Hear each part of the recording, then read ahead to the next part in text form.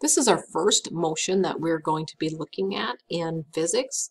The study of motion is called kinematics, and we're going to start with the simplest type of motion. It's 1D, our motion in a straight line. If you notice on my next slide, I've got a video of a constant velocity vehicle moving in a straight line along the table, and I placed rubber stoppers every time interval, about every second. We'll talk about that in a little bit. You can watch that to see what that looks like. Now, when we study motion, we need to look at one thing, and that's called the frame of reference. So you are familiar with this coordinate system in math. In physics, it has a little bit different meaning, so we need to look at what that meaning is. So for us, frame of reference has to do with direction. And so for us, we need to have a sign for direction. So up and to the right are positive. That's kind of the standard in physics. Down is negative, as well as to the left.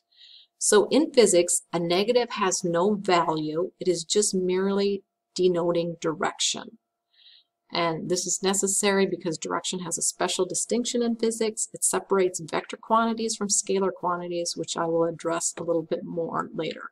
So I also want you to read the frame of reference reading in Schoology to kind of get a little bit clearer idea of some of that frame of reference. Now, if we were to look at graphing constant velocity, so if I was to look at graphing the motion of that car, that constant velocity vehicle I had, it would look like this. And we're going to do a position versus time graph.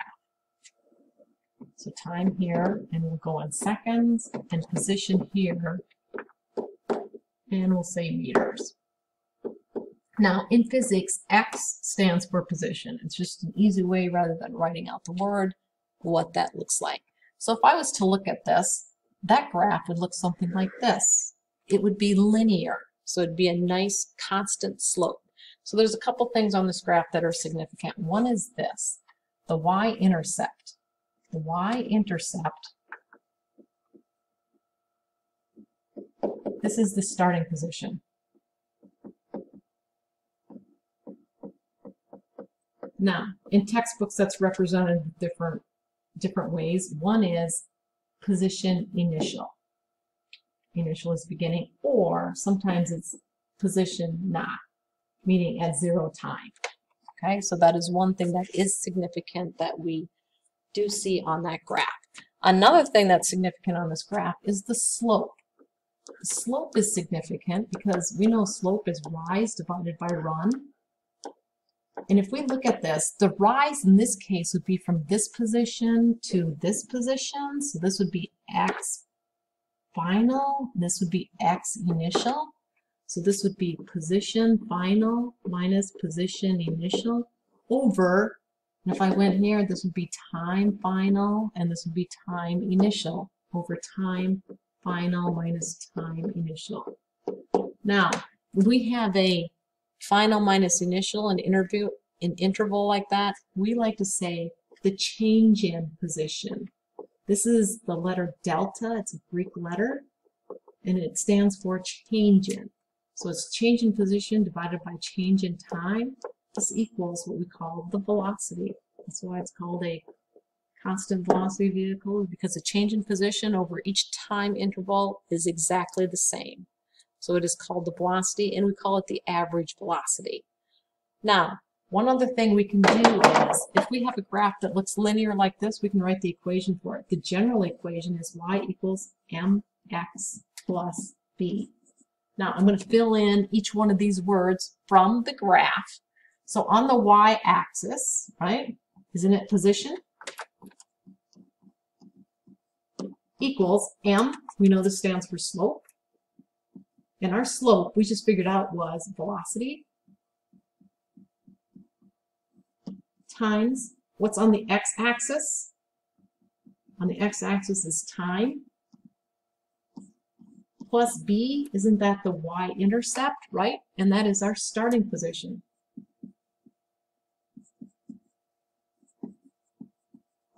So now I'm going to substitute in letters for each one of these. Position, and this would be our final, equals the velocity times the time plus the position starting, initial. Okay, just manipulating a little math here. If I minus position initial on both sides, I have position final minus position initial equals velocity times time.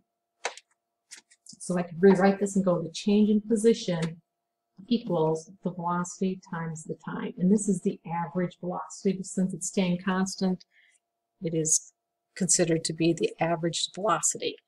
We call this change in position. This is what we call the displacement. And we'll talk about that a little bit more a little later on. So that is the displacement for the object. That's what the change in x stands for. So now we want to talk about two terms to make sure we distinguish between the two. One is distance versus displacement. Okay, distance is the path traveled.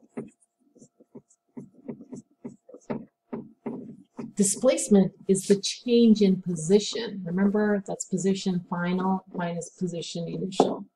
Okay, so I'm going to just draw, say if I started at 0 meters, I'm going to call it position A. I go to B, I'm going to go to C. So this is 15 meters. This is 14 meters. So let's say if I travel on this path and I start here and I go to B, I go to C, and I turn around and I end up and I stop here. If I look at my distance traveled,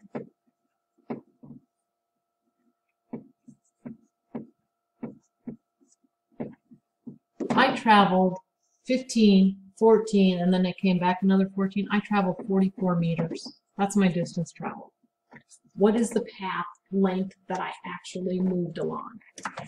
Okay, my other one that I want to talk about is my displacement. My displacement is my change in position.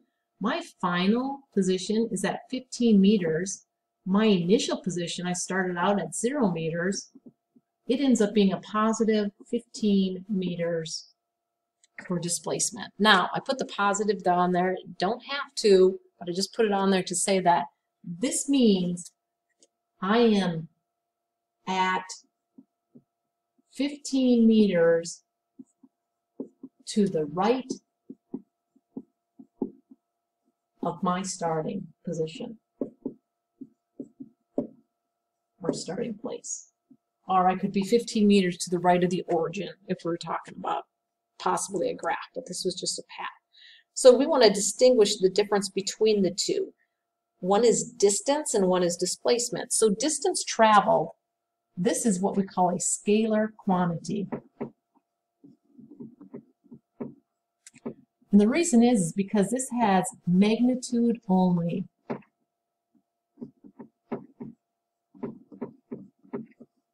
So in other words, it only tells me amount of something, depending on what I'm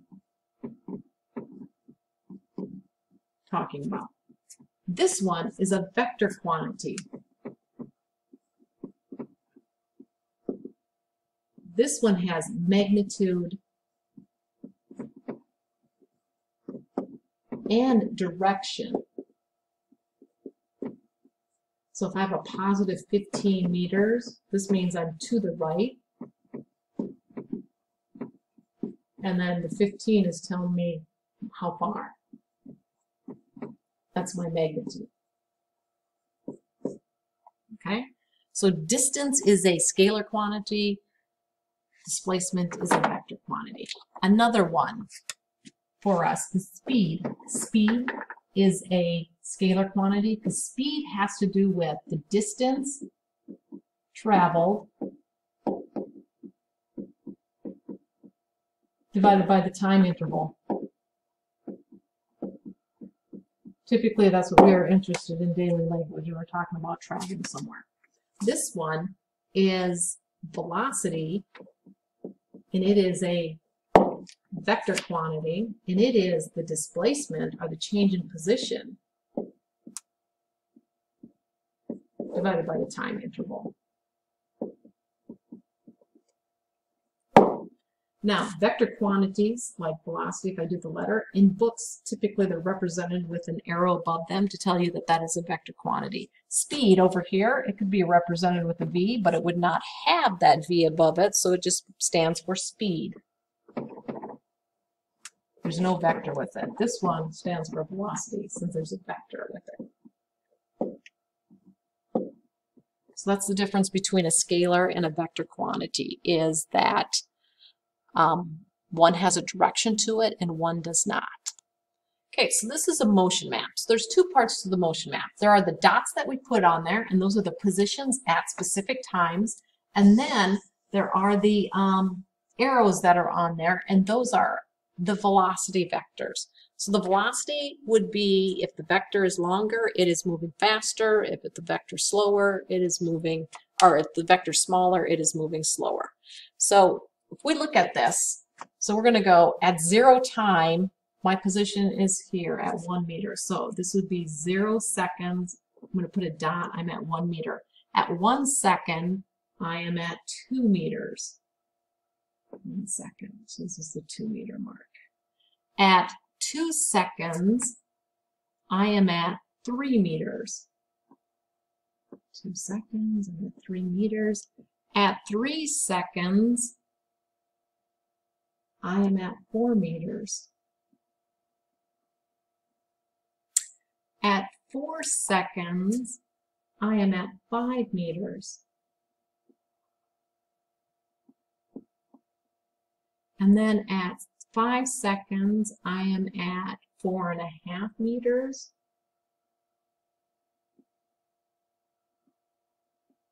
And then at 6 seconds, I am at 4 meters. Okay, so if I look at this, I put my velocity vectors on here. They're spaced out. I don't run into the next dot. I draw them about 2/3 of the way. So I'm going to keep them about the same length, meaning this is a constant velocity going in that direction. And then here at 4 seconds, I changed my direction. These vectors are going to be smaller because the dots are closer together. And even at this point right here, I don't know what happens at that, but I'm going to draw that velocity vector on there to say, yes, it is going to continue moving from what I can tell.